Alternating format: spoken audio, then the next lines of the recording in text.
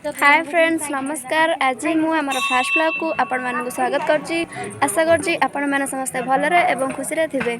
आज आम आसीचु गोटे गाँ को। से गाँ ना है नुआपल्ली। सेठी रामेश्वर ठाकुर अच्छा सेठी आम जलसाय करने आसी। जदि आपण मानक आज ब्लॉग भल लगे ताहले समस्ते लाइक सब्सक्राइब करने को जमे भी भूलें, कमेंट भी करेंगे। चलतु एबे आपण मानक देखेबी एठारे केमिति ठाकुरंक पाखरे जल लगे पूजा हो पारुछि। देखंतु एटा हछि मंदिरर प्रवेश द्वार। एठारे ठाकुर फुटालिंग ये जहाँ कहते ना रामेश्वर ठाकुर बोली स्थापित करा जायछि।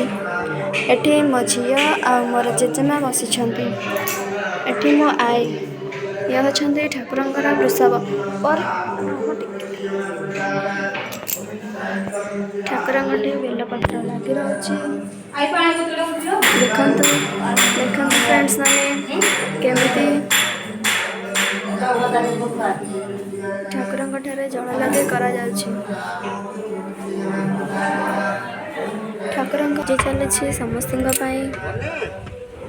हां एठरे समस्तंग पई भोजी चलछि।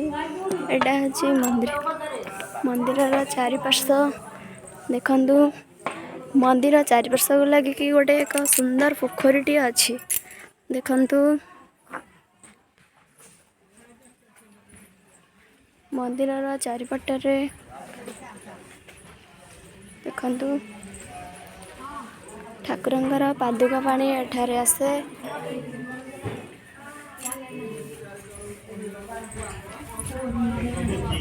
रामेश्वर ठाकुरंक लगे तांकर गोटे पार्वती मंदिर अच्छी। देखंतु समस्त फ्रेंड्स आपण मानक जदि आमर फास्ट ब्लॉग भल लगे ताहले निश्चिंत शेयर कमेंट सब्सक्राइब करेंगे।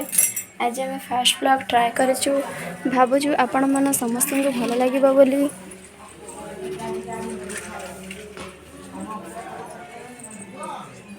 देखंतु एडी मो भाज बड़ा दीदी मो मौसी बसन हाय कर शालिनी हाय कर देलु हाय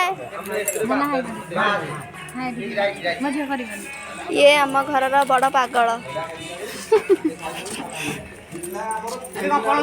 एडी मो बड़ भाई परिवा काटुची।